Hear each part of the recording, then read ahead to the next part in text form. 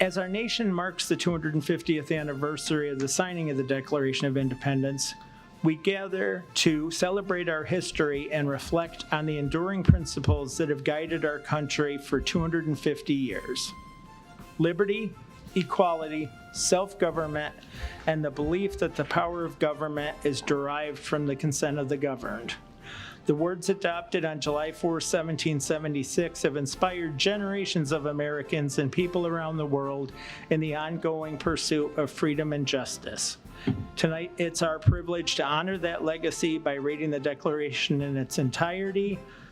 May we listen as citizens entrusted with carrying these ideals forward for future generations.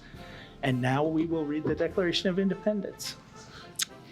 In Congress, July 4th, 1776, the unanimous declaration of the 13 United States of America, when in the course of human events it becomes necessary for one people to dissolve the political bands which have connected them with another, and to assume among the powers of the earth the separate and equal station to which the laws of nature and of nature's God entitle them, a decent respect to the opinions of mankind requires that they should declare the causes which impel them to the separation.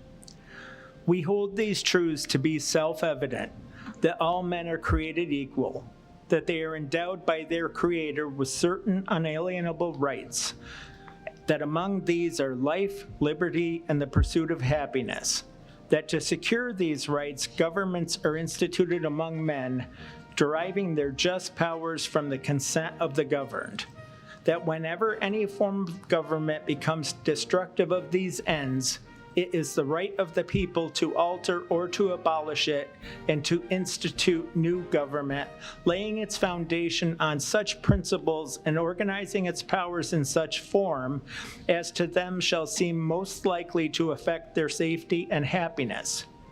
Prudence indeed will dictate that governments long established should not be changed for light and transient causes, and accordingly all experience hath shown that mankind are more disposed to suffer while evils are insufferable than to right themselves by abolishing the forms to which they are accustomed.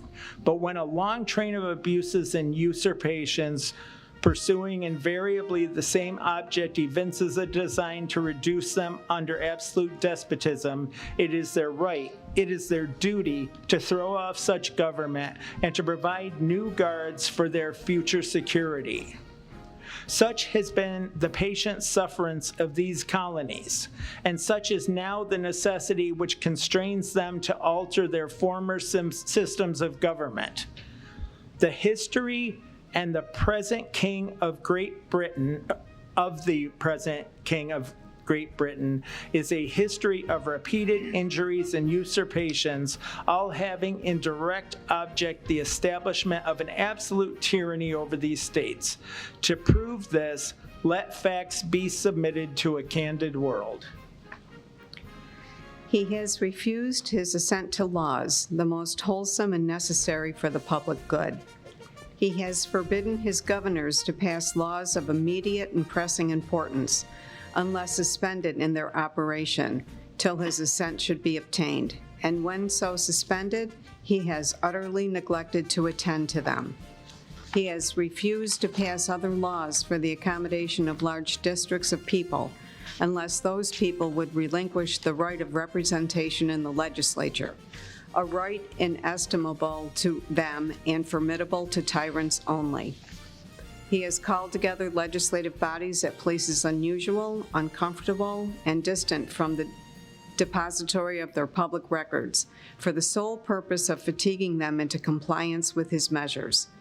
He has dissolved representative houses repeatedly for opposing with manly firmness his invasions on the rights of the people. He has refused for a long time after such dissolutions to cause others to be elected, whereby the legislative powers, incapable of annihilation, have returned to the people at large for their exercise, the state remaining in the meantime exposed to all the dangers of invasion from without and convulsions within. He has endeavored to prevent the population of these states for that purpose obstructing the laws for naturalization of foreigners, refusing to pass others to encourage their migrations hither, and raising the conditions of new appropriations of lands.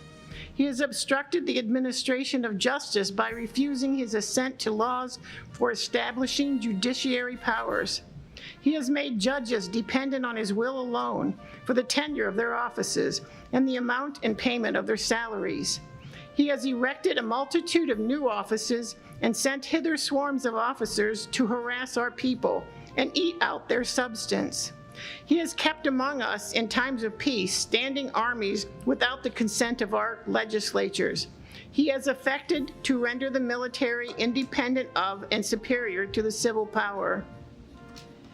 He has combined with others to subject us to a jurisdiction foreign to our Constitution and unacknowledged by our laws, giving his assent to their acts of pretended legislation. For quartering large bodies of armed troops among us.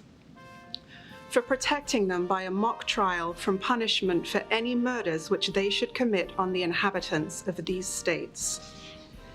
For cutting off our trade with all parts of the world. For imposing taxes on us without our consent. For depriving us in many cases of the benefits of trial by jury.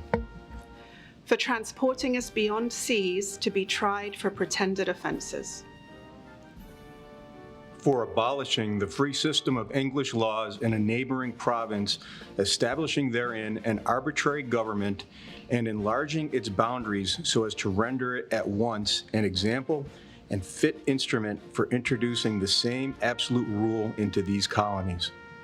For taking away our charters, abolishing our most valuable laws, and altering fundamentally the forms of our governments.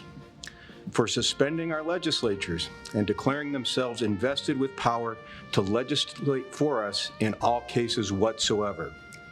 He has abdicated government here by declaring us out of his protection and waging war against us. He has plundered our seas, ravaged our coasts, burnt our towns, and destroyed the lives of our people. He is at this time transporting large armies of foreign mercenaries to complete the works of death, dissolution, and tyranny already begun with circumstances of cruelty and perfidy, scarcely paralleled in the most barbarous ages and totally unworthy the head of a civilized nation. He has constrained our fellow citizens taken captive on the high seas to bear arms against their country, to become the executioners of their friends and brethren, or to fall themselves by their hands. He has excited domestic insurrections amongst us and has endeavored to bring on the inhabitants of our frontiers the merciless Indian savages whose known rule of warfare is an undistinguished destruction of all ages, sexes, and conditions. In every stage of these oppressions, we have petitioned for redress in the most humble terms. Our repeated petitions have been answered only by repeated injury. A prince whose character is thus marked by every act which may define a tyrant is unfit to be the ruler of a free people. Nor have we been wanting in intentions to our British brethren. We have warned them from time to time of attempts by their legislator to extend an unwarrantable jurisdiction over us.